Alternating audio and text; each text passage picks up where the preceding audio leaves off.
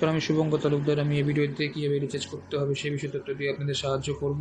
তার জন্য প্রথমে আপনাদের লগ ইন করতে হবে। লগ ইন করার জন্য দরকার হচ্ছে হলো আইডি এবং পাসওয়ার্ড। তো প্রথমে লগ ইন করার জন্য আমরা ইউজার নেম দেবো এবং কন্টিনিউ করব। কন্টিনিউ করার পর আমাদের পাসওয়ার্ড আমরা বসাবো। পাসওয়ার্ড বসানোর পরে আমরা লগ ইন করবো। এবার লগ ইন করার পর আমাদের কাছে প্রথম স্ক্রিন আসবে, হোম স্ক্রিন। সেখানে আমরা সার্চ করার জায়গা দেখতে পাচ্ছি।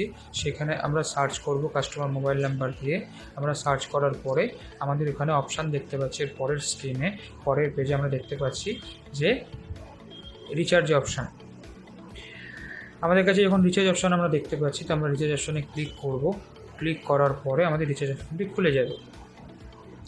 রিচার্জ করার জন্য প্রথমে কাস্টমার মোবাইল নাম্বার আমরা নিতে হয় এবং সার্ভিস প্রোভাইডার কি সেটা জানতে হয় এবং সার্কেল অপারেটর কি সেটা জানতে হয় এবং অ্যামাউন্ট জানতে হয়। তো তার জন্য প্রথমে আমরা রিচার্জ অপশানে গিয়ে আমরা প্রথমে মোবাইল নাম্বার বসাবো নেক্সট পেজে। এবার মোবাইল নাম্বার বসানো হয়ে যাওয়ার পর আমরা সার্ভিস প্রোভাইডার চুজ করব মোবাইল রিচার্জ করার জন্য। সার্ভিস প্রোভাইডার চুজ করার পরে আমাদের সার্কেল অপারেটর চুজ করতে হবে।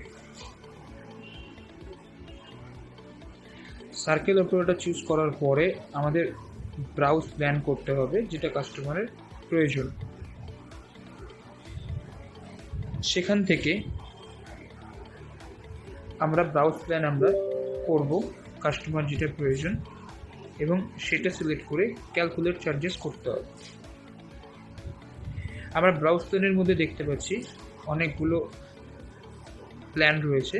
কাস্টমারের ইচ্ছে মতো প্ল্যান চুজ করা হলো এবং ক্যালকুলেট চার্জেস করা হলো।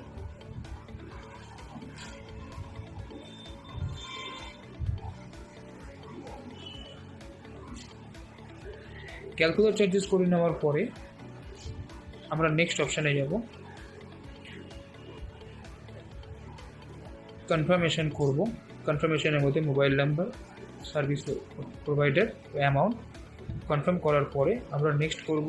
তার রিচার্জের জন্য অথেন্টিকেশনের কোনো প্রয়োজন নেই, তাই জন্য আমরা এটা কন্টিনিউ করে নেক্সট করে বেরিয়ে যাব এবং আমাদের রিচার্জ যথারীতি সাকসেসফুল হবে এবং কাস্টমারের মোবাইলে SMS-এর মাধ্যমে জানতে পারা যাবে রিচার্জটি সাকসেসফুল হয়ে গেছে এবং আমাদের কাছে আমরা দেখতে পাচ্ছি মোবাইল নাম্বারে রিচার্জ হয়েছে। এইভাবে আমাদের ফিনো পেমেন্ট ব্যাঙ্কে মিত্র অ্যাপ্লিকেশনের মাধ্যম দিয়ে রিচার্জ করতে হয় এবং এই ভিডিওটি দেখার জন্য আপনাদের অসংখ্য ধন্যবাদ।